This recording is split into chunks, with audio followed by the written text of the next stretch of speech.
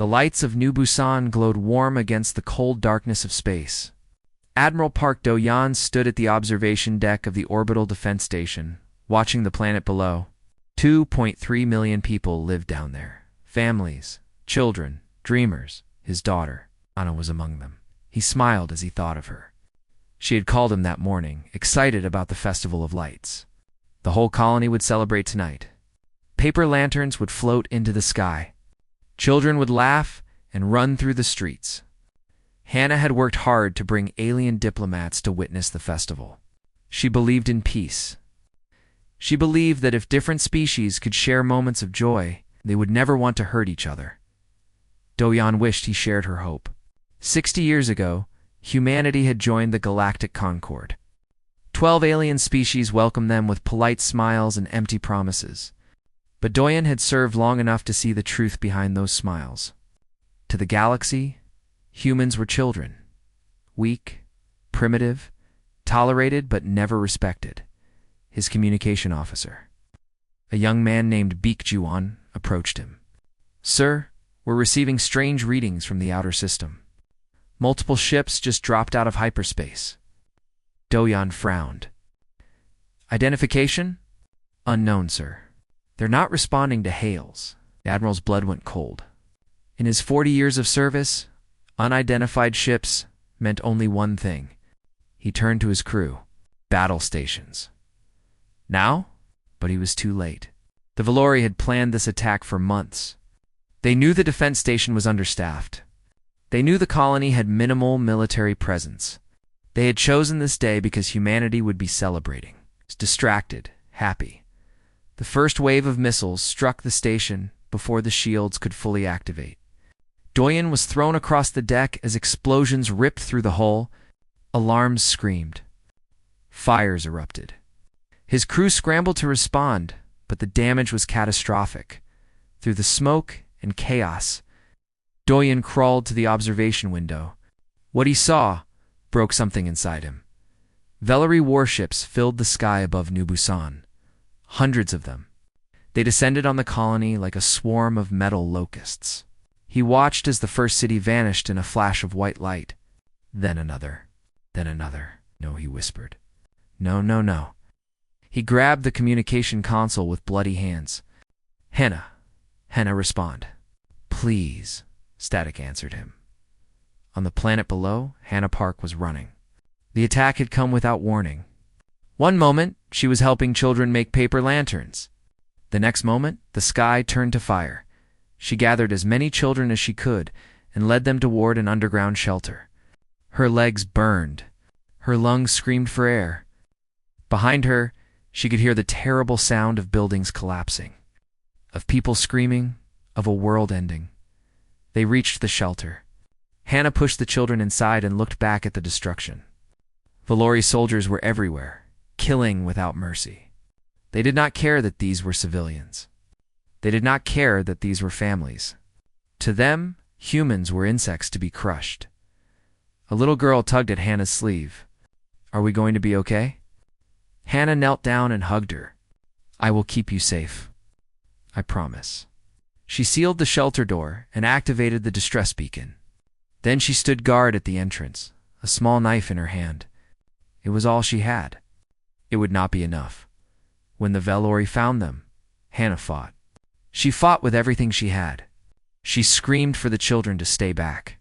She slashed at the soldiers who broke through the door. She did not stop fighting until they killed her. The shelter never held in orbit. Admiral Do-yeon watched his station die around him.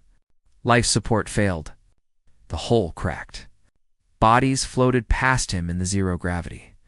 He had one chance to send a message before the end. With trembling hands, he recorded his final transmission. He gave the coordinates. He identified the enemy. He included his daughter's last known location. Then he added 3 words: "Avenge our children." The message reached Earth 17 minutes later. When the news arrived, the world went silent. Every screen, every device, every broadcast showed the same images. New Busan burning. 2.3 million humans dead. No survivors in the halls of the Galactic Concord. Alien diplomats expressed deep regret and proposed economic sanctions. The Valori ambassador attended the emergency session with a barely hidden smile. He knew nothing would happen. Humanity was weak. The Concord had never punished anyone for attacking the weak. But on Earth, something changed. President Yoon Sun-woo had lost his son on New Busan. He had sent the boy there to learn diplomacy from Hannah Park, who was known across the colonies for her kindness. Now his son was Ash. Now Hannah was Ash. Now 2.3 million voices had been silenced forever. He stood before the cameras. The entire galaxy was watching. Alien species waited to hear humanity beg for help. They waited to see the tears of the weak. Sun-woo did not cry. His face was stone.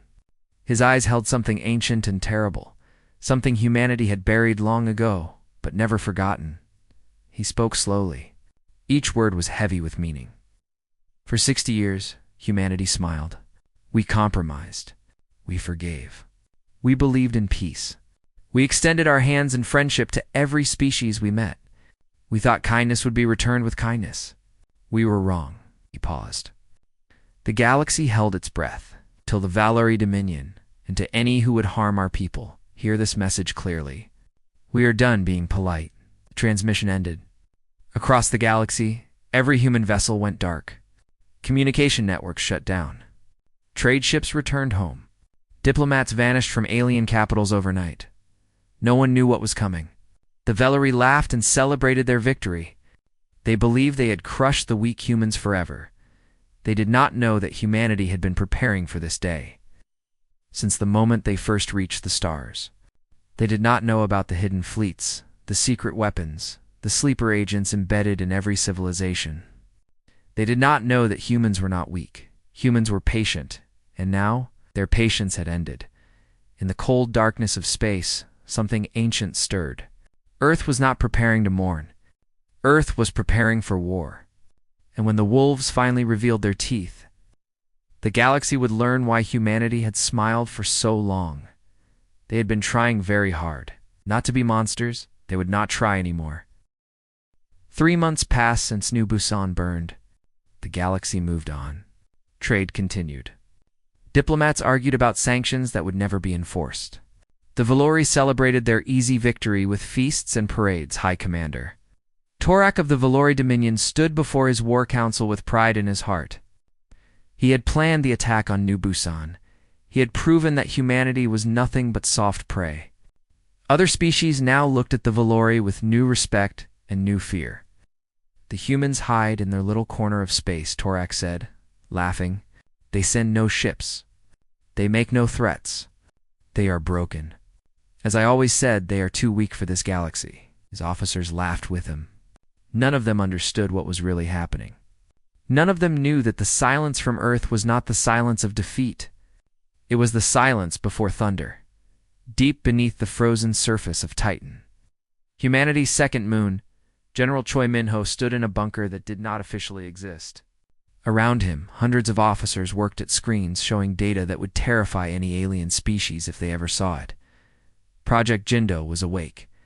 When humanity first reached the stars, 60 years ago, they found a galaxy full of predators wearing the masks of friends. The Galactic Concord spoke of peace, but its members had histories written in blood. Every species had conquered others. Every species had committed terrible acts. Humanity was the newcomer, the outsider, the easy target. Earth's leaders had smiled and played along. They signed treaties. They attended ceremonies. They let the galaxy believe they were simple and weak. But in secret, they prepared. Project Jindo was the result of 60 years of hidden work. While humanity publicly flew slow trade ships and outdated patrol craft, their engineers built something else entirely. Stealth warships faster and deadlier than anything the galaxy had ever seen waited and hidden. Bases scattered across 3 star systems.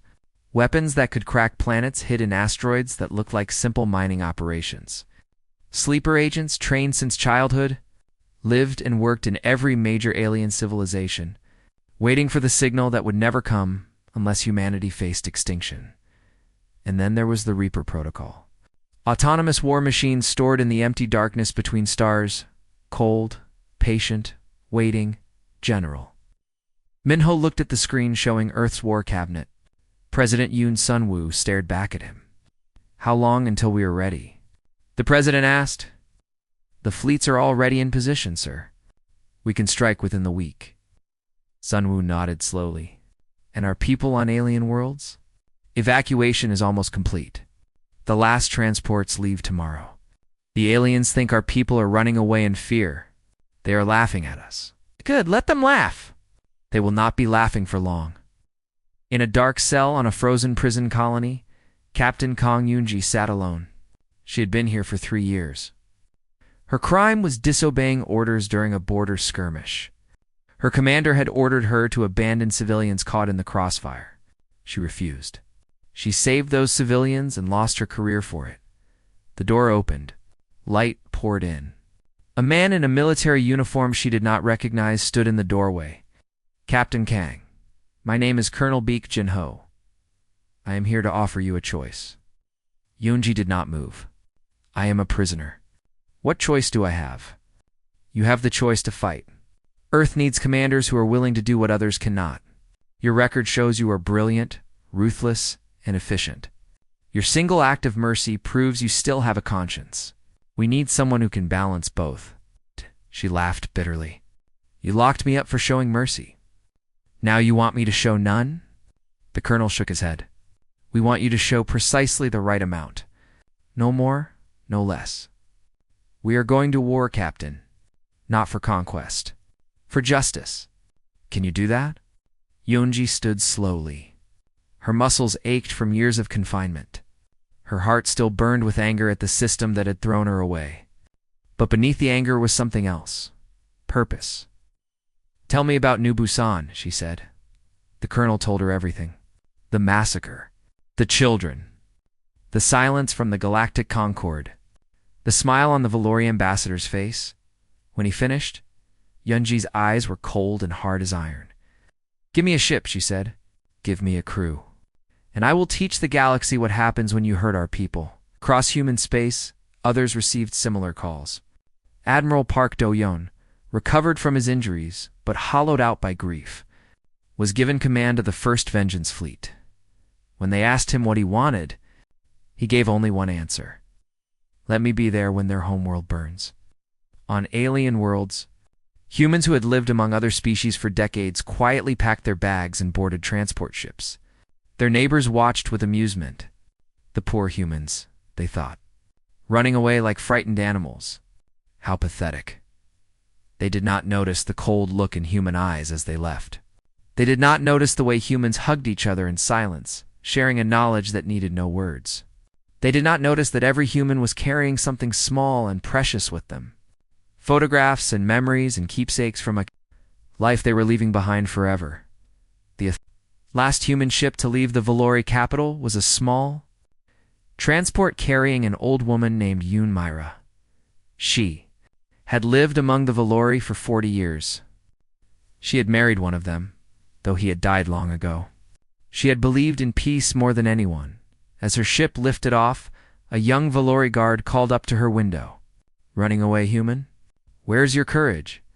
Mira looked down at him with eyes that held 60 years of patience and 3 months of terrible grief. "We are not running away," she said softly. "We are giving you time." "Time for what?" She did not answer. The ship rose into the sky and vanished among the stars. 3 days later, the first Valori outpost went silent. Then another. Then another. No distress signals. No warnings. Just silence.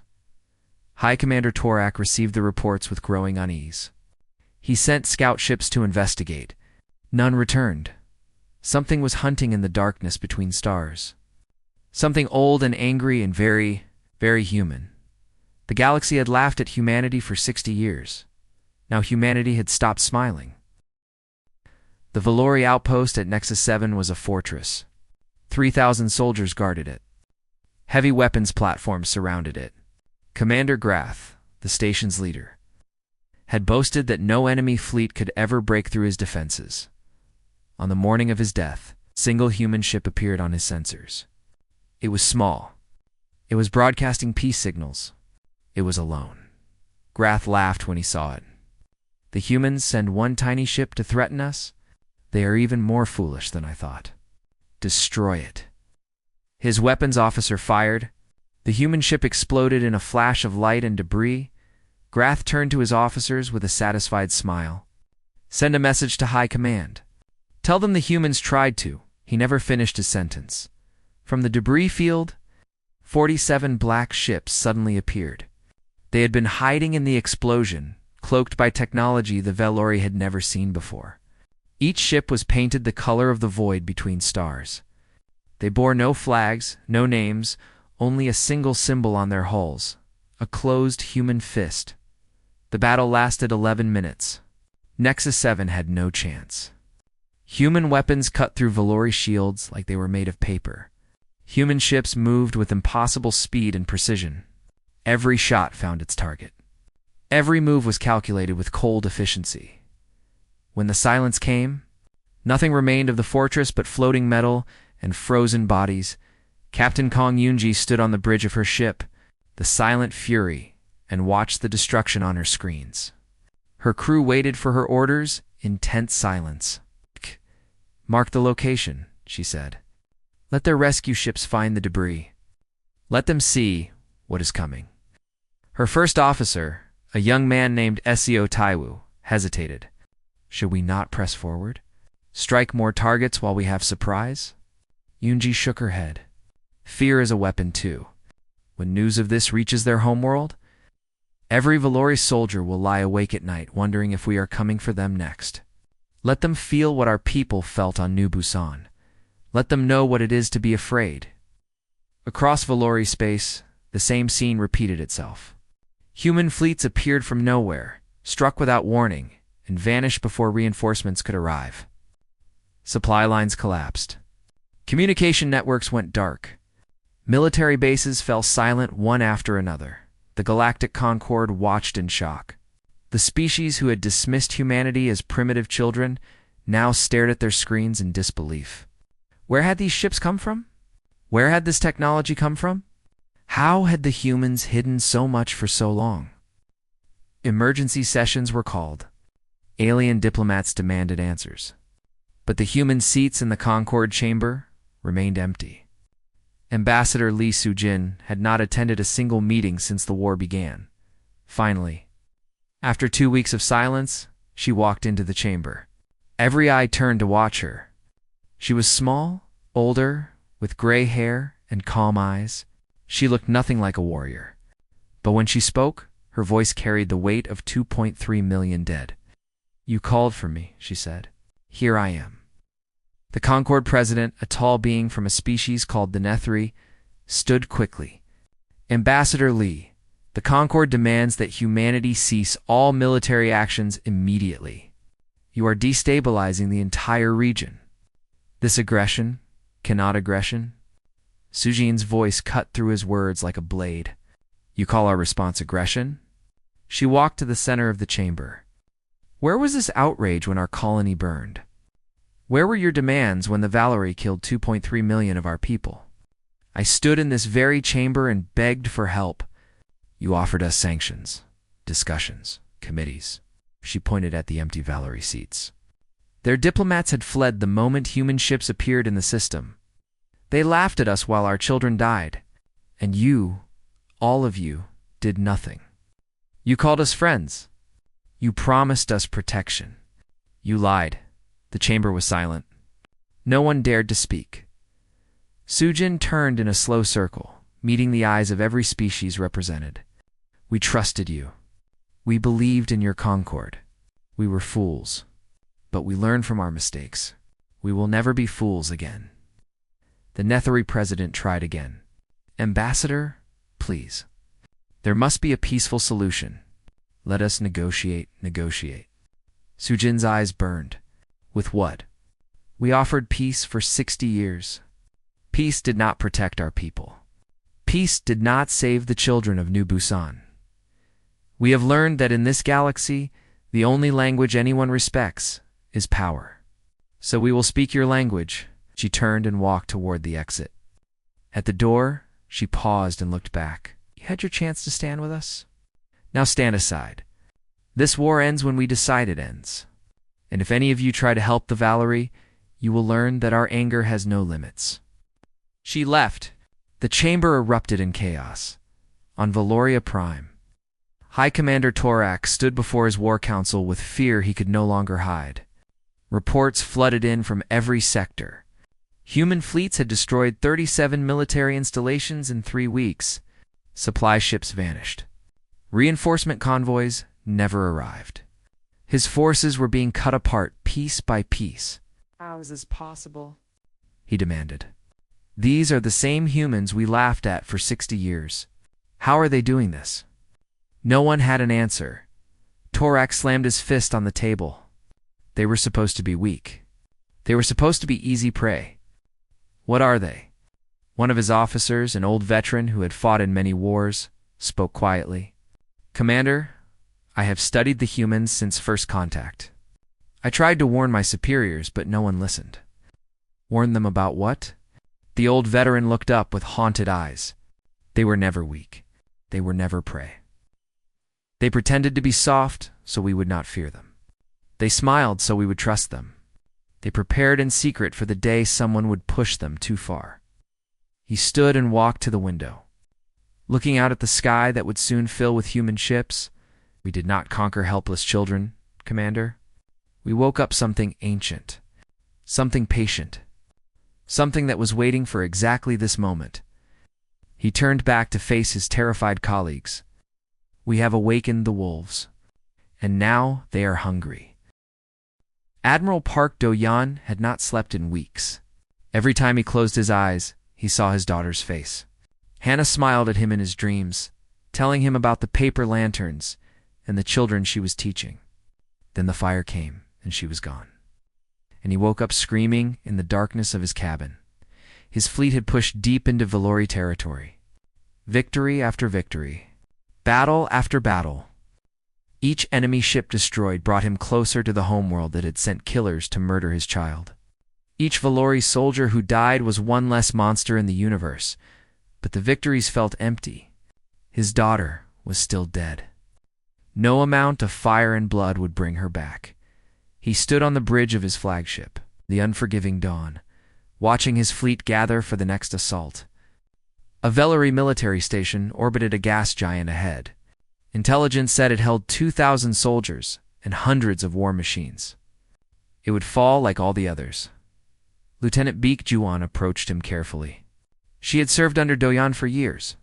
She had watched him transform from a calm, thoughtful leader into something cold and sharp and dangerous. The fleet is ready. We can attack on your order? Do-Yan nodded but did not speak. His eyes were fixed on the stars beyond the viewport. Guan hesitated, then spoke again. Admiral, permission to speak freely? Go ahead. You have not eaten in 3 days. You have not slept in longer. You are leading every assault from the front, taking risks that no admiral should take. Sir, with respect, you are trying to die. Do-Yan finally turned to look at her.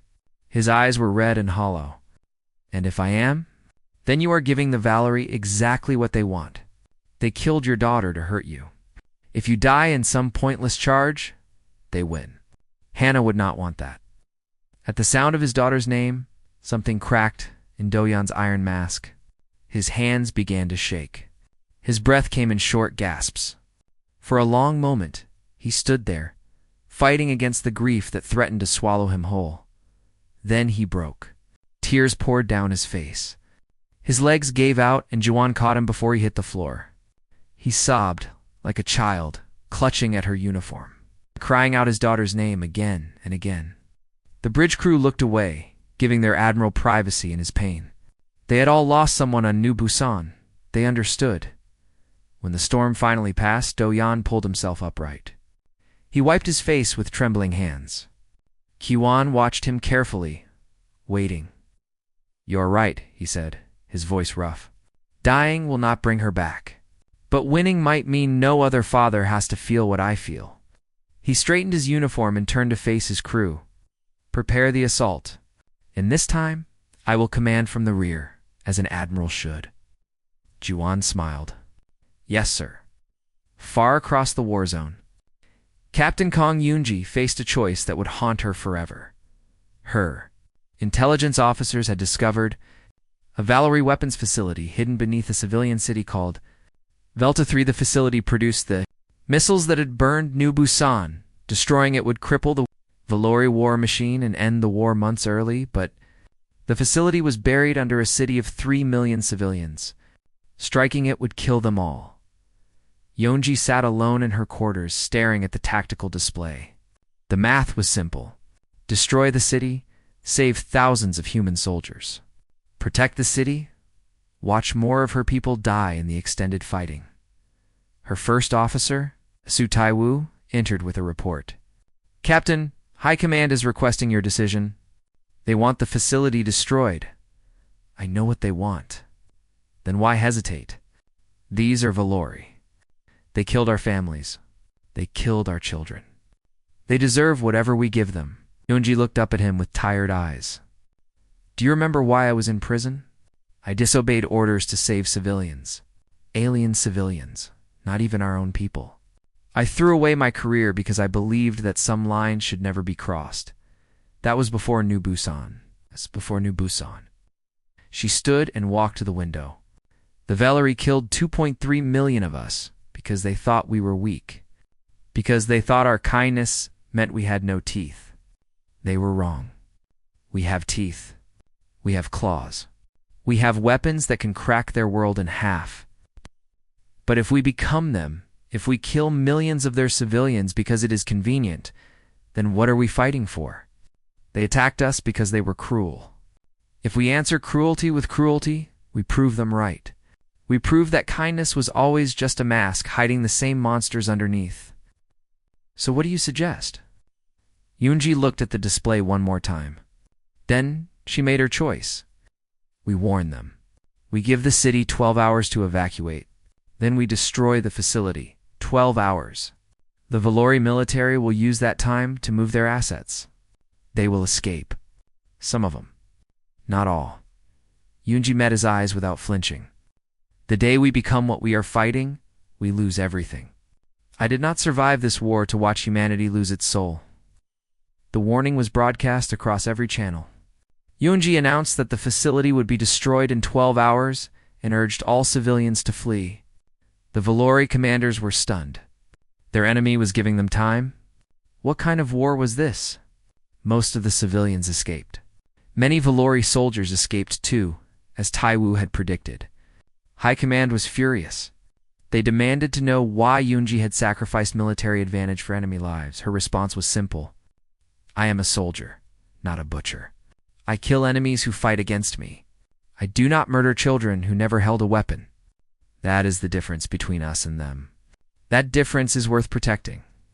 On Earth, President Yoon Sun-woo received word that several galactic Concord species wanted to secretly help humanity. They had always feared the Valory, but lacked the courage to act alone. Now seeing humanity's strength, they were ready to join the winning side. Sun-woo accepted their help but made one thing clear. After this war, things change. No more pretending. No more hiding who we are. Humanity will never be weak again. And the galaxy will never forget what we can do when pushed too far. The Allied forces gathered for the final assault on Valoria Prime. Victory was close. But Yonji had one more battle to fight, not against the enemy, but against her own people's thirst for revenge.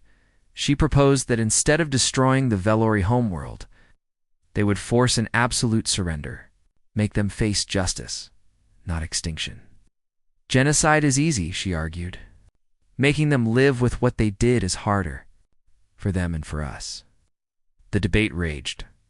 But in the end, humanity chose mercy over massacre. It was the hardest choice they ever made. The human fleet surrounded Valoria Prime like a ring of black iron. Thousands of ships hung in the darkness. Their weapons charged, their crews ready. Below them, 7 billion Valorai waited in terror. Admiral Park Do-yeon stood on the bridge of the unforgiving dawn and looked at the planet that had sent death to his daughter. He had dreamed of this moment for months. He had imagined the fire raining down. He had pictured the cities burning the way New Busan had burned. He had wanted the Valerie to feel exactly what his people had felt. Now, standing here with all that power at his fingertips, he hesitated. Lieutenant Baek Juan watched him from her station. The entire crew watched. They were waiting for the order that would turn Valoria Prime to ash. But Doyan was not looking at the planet.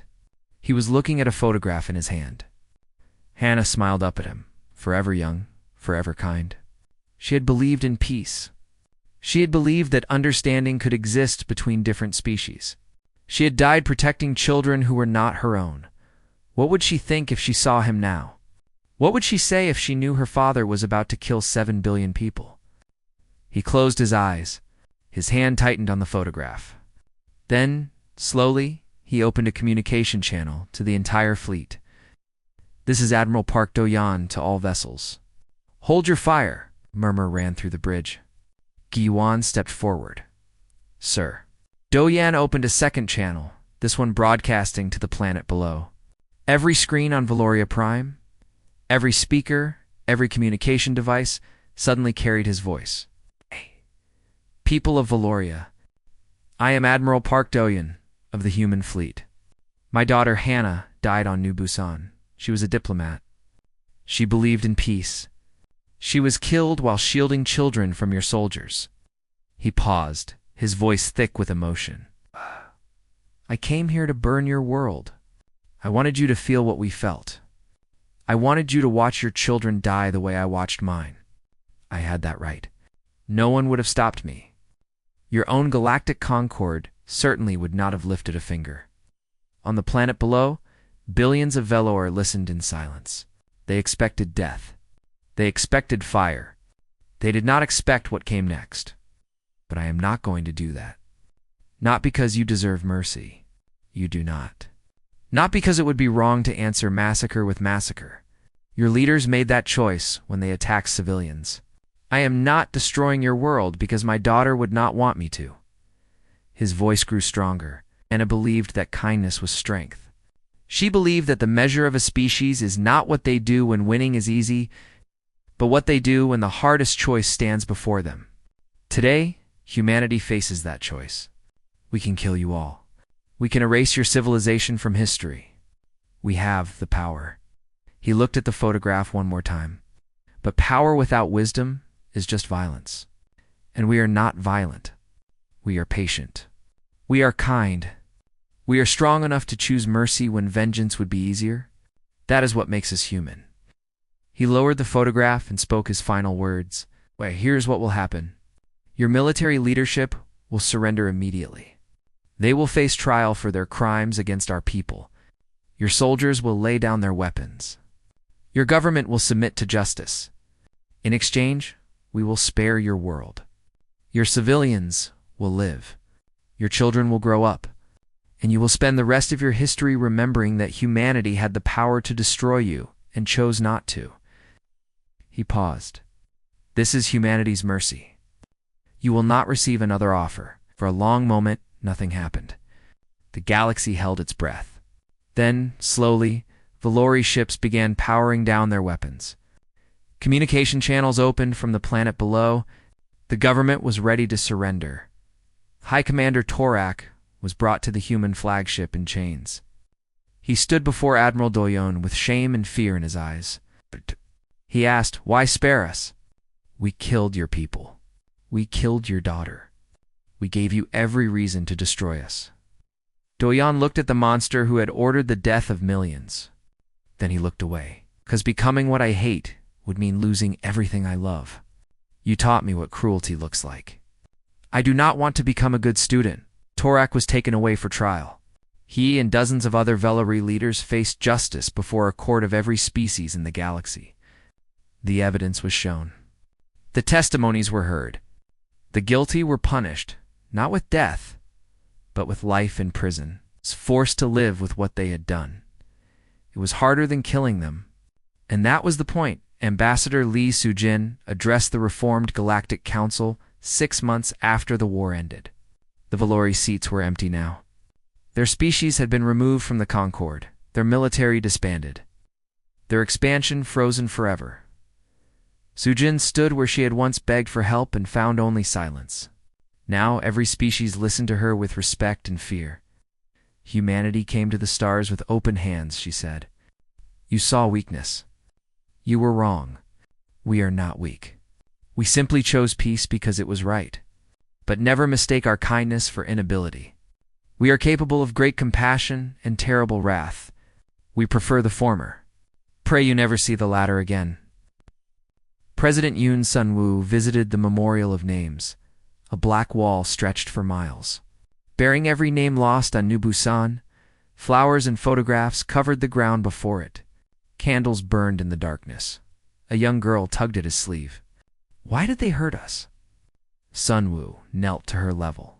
Because they did not understand us. They thought being kind meant being weak. Are we weak? He looked at the wall of names. He thought of Hannah Park and the children she died protecting. He thought of Admiral Doyon, who held the power to destroy a world and chose mercy instead. He thought of Captain Yunji, who warned enemy. Civilians because lines should never be crossed. Then he looked back at the little girl and smiled. No, little one, we are not weak.